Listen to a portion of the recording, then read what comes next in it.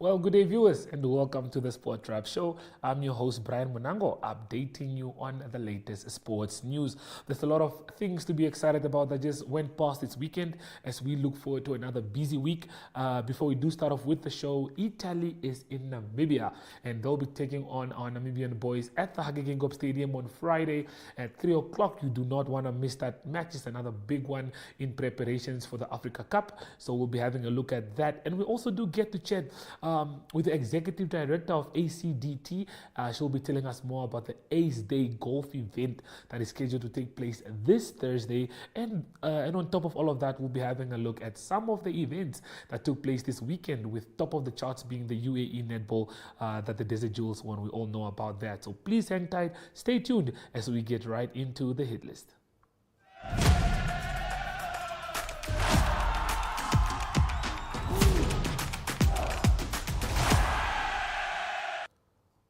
Well, the Debmarine Desert Jewels did not disappoint when they were in Dubai as they took part in the inaugurated tournament of the UAE Netball Cup. Well, the team performed really well, came back with the gold medal, winning the competition, going undefeated and only drawing one game against Singapore, which they then beat in the final to win that game. So the team came back yesterday. We did go and meet them at the airport, and we did catch up and get some interviews.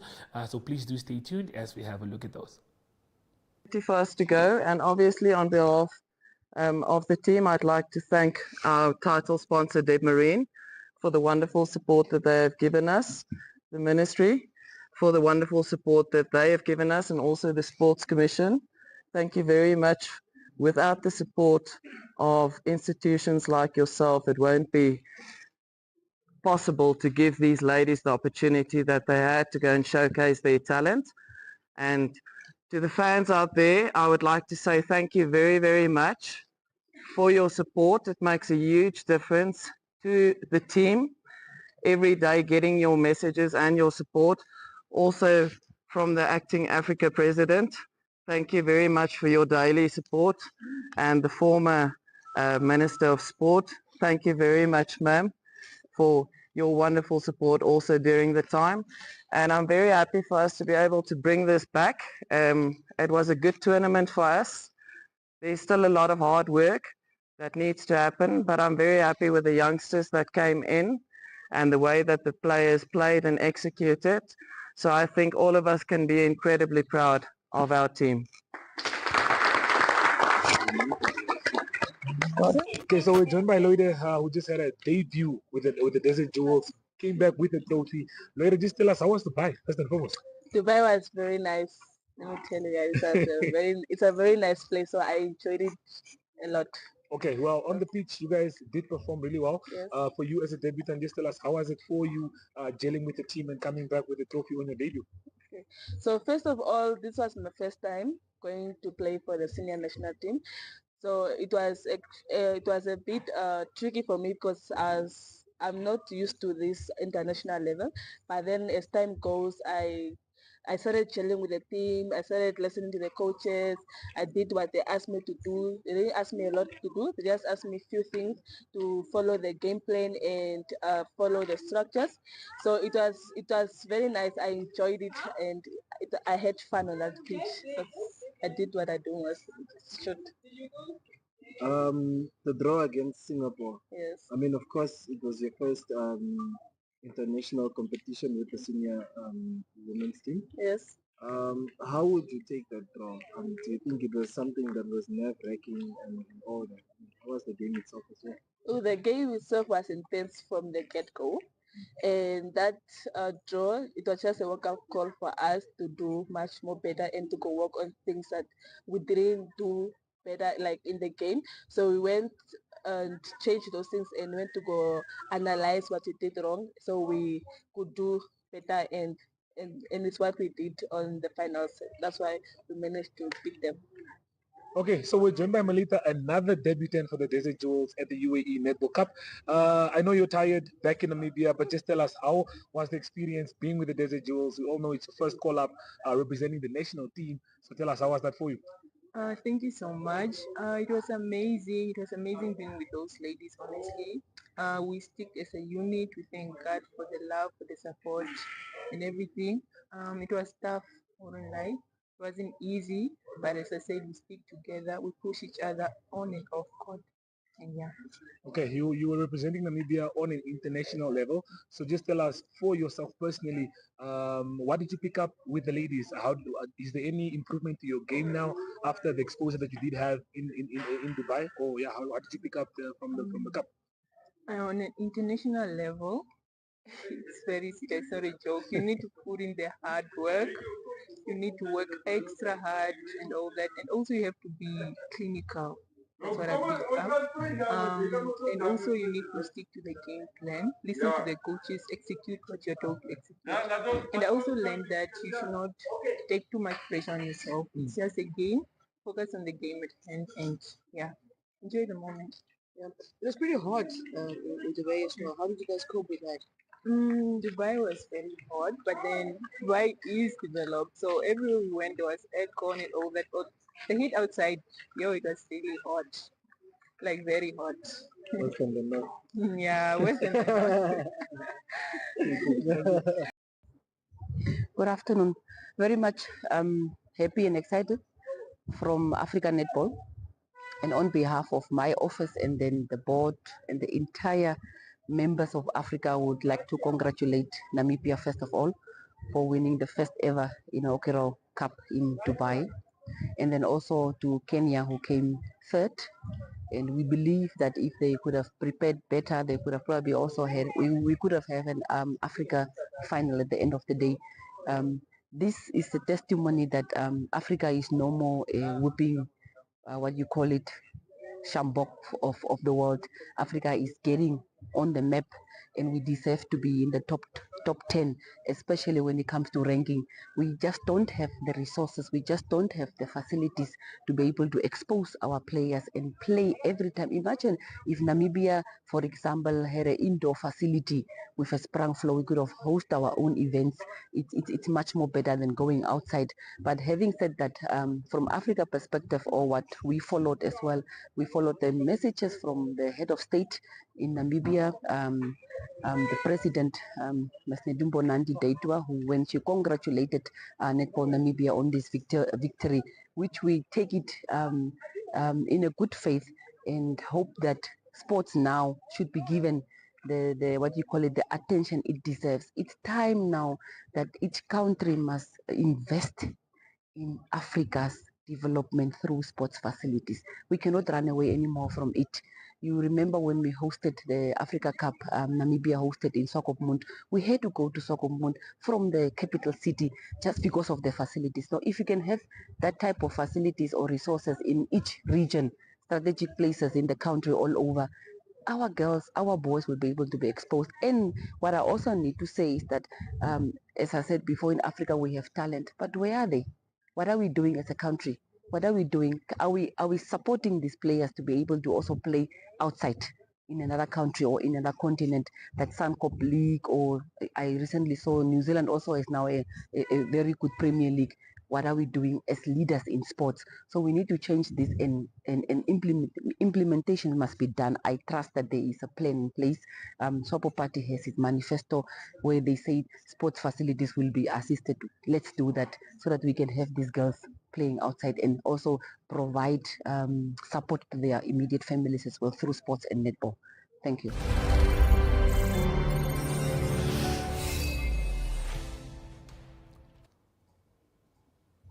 Good afternoon. Very much.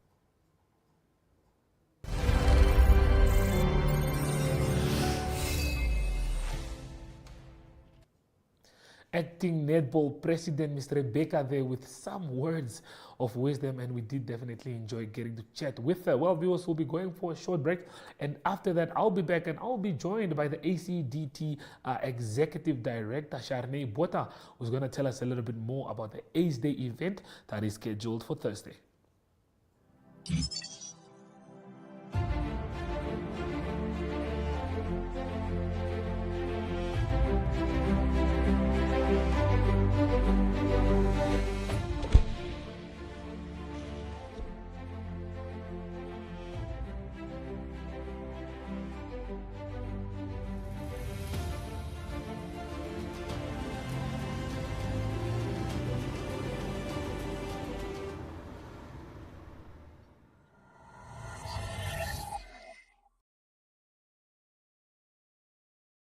Okay, guys, so Annual Ace is around the corner, and we are getting very excited for this one. I'm joined by Sharnay Botha. She is the Executive Director of ACDT. Sharnay, before we get into anything else, how are you feeling and how ready are you for Thursday? Well, I'm very excited, Brian, Okay. for Thursday. It's our very first golf day ever for African Child Development Trust. We're very excited to meet all the teams, to meet all the players, and for a great day of golf and giving back. Okay, well, like you mentioned, it's the first time we're hosting an event like this, and we're sold out. We are over sold out. We are over. We are Yes. over sold out, and we are very excited for that. So tell us, for Thursday, what can we expect to happen on this wonderful day? Yeah, so our players are in for a big treat.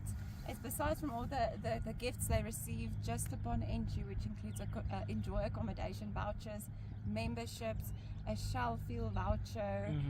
The list just goes on. They can also expect to experience 9 different activations on field. Okay. We just walked through with all the activations. It sounds like a really good time. That's gonna be. I heard about a lot of the things and ish. Yes, Okay. and then there's amazing hole-in-one prizes up for grabs. So we have Synergy sponsoring a $300,000 advertising voucher. If you hit the hole-in-one, and then as well as Money's Bike Mecca and Giant Bicycles is sponsoring an e-bike Worth for- 85,000 yes, Namibian $85K. dollars. That's that as well. Yes. And then there's another one. I think this one is my favorite. Cameraman. This one is most probably caught your attention as well. $50,000 fuel voucher. Yes, with Shell.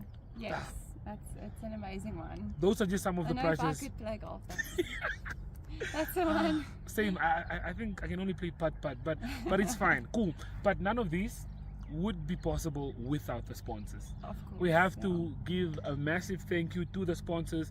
So do you just mind running through a couple of those? Yeah, so we have our event sponsors, which is Powerline Africa, as well as AfriWallet, which we are incredibly grateful for. And then other sponsors that gave prizes, decor, the list goes on. We have Enjoy Travel Namibia. We have Synergy, which has been an amazing partner in terms of creative marketing.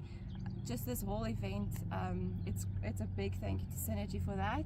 And then we have Barch Architects that is sponsoring our whole prize giving area. So Yes.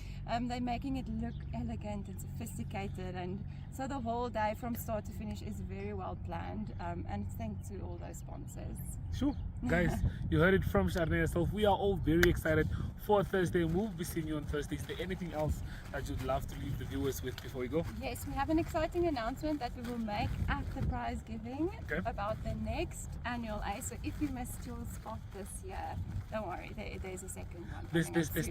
There's another one coming. So please hang tight. We're all looking forward to hearing that announcement, and we'll be seeing you guys on Thursday. Thursday is gonna be wow. That's all I have to say. But please do hang with us. We'll be back right after this.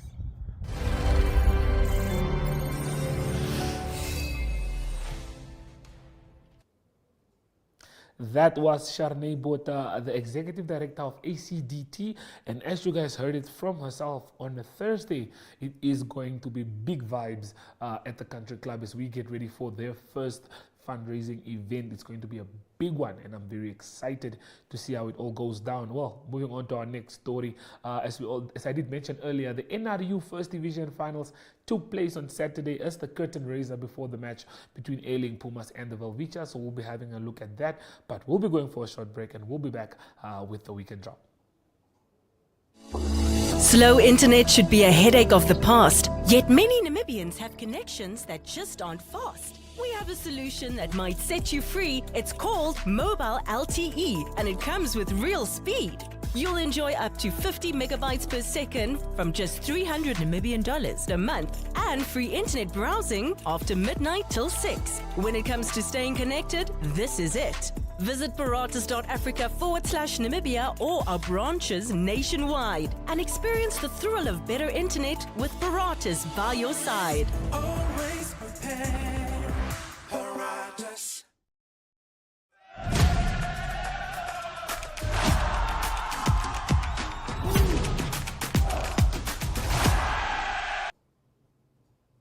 So, the NRU First Division trophy went to the Platteland after Etosha Lions defeated Oranjemund in the final match that took place as the curtain raiser at the Guggenheim Stadium before the Velviches match against the Erling Pumas.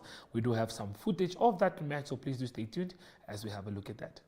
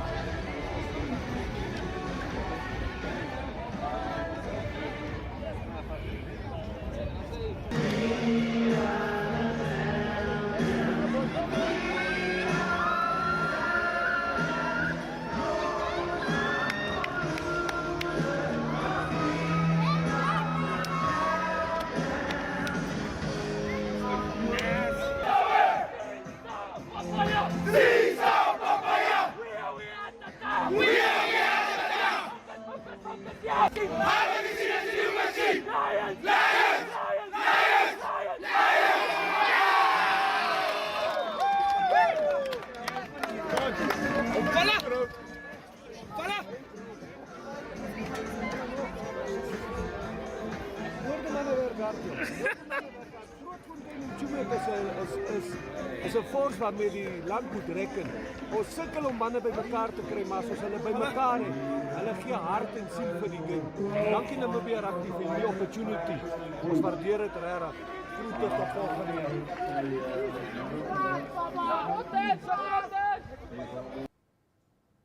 Those are just some of the passionate fans that are ran into at the stadium who expressed their feelings toward the NRU, saying thank you and celebrating the win there. Well, we do have the highlights of the Velviches against the Erling Pumas. And I can definitely say my try or my moment of the day is when Godwin Silva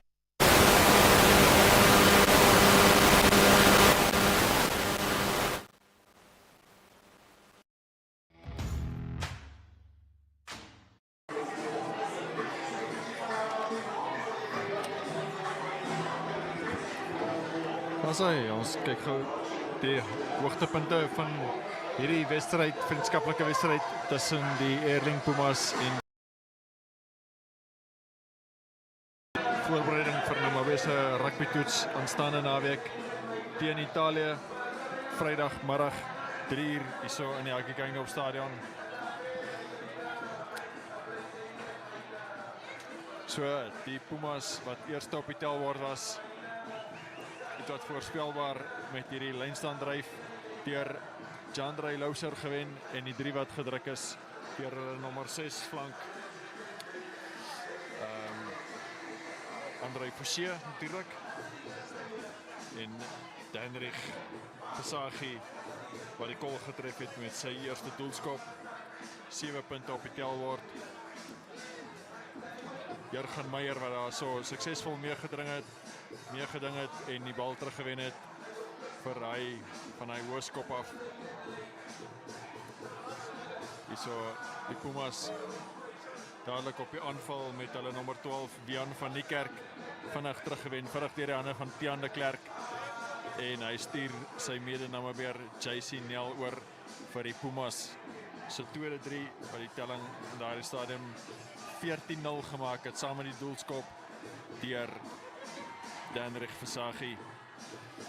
Namibia wat ook so nou en dan aan die gang gekom het, bietjie paar fases by mekaar gesit het. Jacques Tron en André van den Berg wat gekombineer het. Daar is 'n skakelpaar. En hierso Jurgen Meyer wat vir Cliven Louser deurgestuur het vir sy 3. Cliven Louser wat later in die tweede helfte die veld verlaat het met 'n besering. André van den Berg wat daai skop tussen die paal deur geskop het. Namibia se eerste 7 punte vir die Velviches. 14-7 die telling in daai stadium toe die vinnige beweging en vinnig ingesny, goeie lyn gehardloop daardeur JC Nel en gee binne toe vir sy skramskakel en onderkaptein Ross Broad, die Kanadees van die Pumas wat daar onder die palle gaan druk. Maklike doelskop vir hulle loskakel. Deinrich Versaghi skop hom tussen die palle deur. En die telling in daai stadium 21 punte teenoor 7 toe die tweede 3 van Namibië. Goeie breekslag hierso deur André van der Berg terug aangee na sy skakelmaat Jacques Tron toe. Skiet 'n lang aangee uit daar na die vleuel Kiurien Majid toe en vinnige besit vir Jacques Tron. Vinnige besit vir Jacques Tron gewees en hy Temushi Kufa wat daar gekeer is en uiteindelik hierdie lynstaan dryf wat nou maar weer gevorder het en uiteindelik Danko Burger wat daai beweging afrond met sy derde 3-2 naweek. Hy het natuurlik ook 2-3 gedruk laas naweek teen Uganda. Redelike maklike doelskop vir André van der Berg wat hy mee suksesvol was. Maar die Pumas wat sommer dadelik terug op die aanval was en vinnige skoppie daar in die doelgebied deur die nommer 9 Rosbrood vir die 3 van die Pumas net voor rustyd wat Lundi Msenge gedruk het. En die telling dan in daai stadium rustyd 26 punte teenoor 14, 12 punte verskil. Die Pumas wat dan in die tweede helfte ook die telling weggevat het van die Namibiërs af. Stelselmatig en hierso was dit die vleuel natuurlik Darren Adonis die nommer 11. Goeie beweging na die linkerkant toe voortdurend vinnige fases en Deinrich Versaghi en genaal vir die hoek. Daar was 'n Puma wat hom gejaag het, maar hy het oorgeduik. Darren Adonis wat hom toe nie kon inhaal nie en Godwin Silvanus wat die 3 gaan druk daar in die hoekie. Doelskop wat onsuksesvol was van André van der Berg. En daar sien ons dan die eindtelling 59. Lovely to see you guys here in Namibia again. Just tell me how much of a challenge did the Velvetas give you guys in preparations for your upcoming leagues? Yeah, so it's always nice to come to Namibia. Nice outing. It's always hard playing against Velvetas, and the crowd is always nice to us, and people around Windhoek is very nice to us. And this is our first pre-season game. We're playing Uganda next week, and for our preparation for Currie Cup. And yeah, it was a nice outing. Bit of discipline issues, but other than that, I think it went well.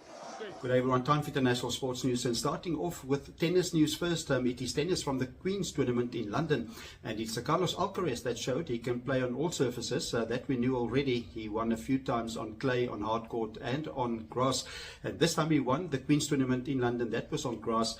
He beat Jiri Lehecki in the final. That was a tough game, 7-5, 6-7 and 6-2. So that is Carlos Alcaraz. That just indicates he will be a strong contender for Wimbledon. That starts later in July. Also in soccer news is Manchester City that booked their place in the quarter-final. That is in the Club World Cup Soccer Tournament that's been played in America. And an impressive big win for them against Al Ain. They from the United Arab Emirates. Manchester City winning that game by 6-0. And in Group G, it is both Manchester City and Juventus safely through to the quarter-finals. They still need to play each other later in the week. Also good performance by our South African team, that is Sundowns. They went down 4-3 to Dortmund, a high-profile team, but Sundowns still have a chance to advance to the quarterfinals later in the week. Then into golf news, it was Keegan Bradley that won the PGA Travelers Championship. That was played in Texas, and it was a tight finish in the end. He beat Briton Tommy Fleetwood by 1 stroke. That was 15 under that Bradley finished. He had a closing 68 in his 4th round, and it was Tommy Fleetwood in 2nd place on 14 under par. And also tied with Fleetwood was Russell Henley. And other notables in the tournament that did well was Scotty Scheffler. He's the world number 1. He was 6 under par. par, and then Rory McIlroy was 12 under par, and that is PGA Golf. And then also it was the Women's Tour, and there it was Australian Minjee Lee. She claimed the PGA. That's a major title, third major title actually that Minjee Lee won, and she won the PGA Championship in the United States. She finished on 4 under par. Difficult conditions in the 4th round, lots of windy conditions, and she was 3 shots ahead of Austin Kim on 1 under par in 2nd position. And some of the notables that also world number 1, Nelly Korda. She had a tough last round. She was tied for 19th on 6 over par. So that was the PGA won by 29-year-old Minjee Lee. And she won that tournament in Texas. So that is international sports news for today. I hope you have a great sport day. We talk international sport again tomorrow. Goodbye.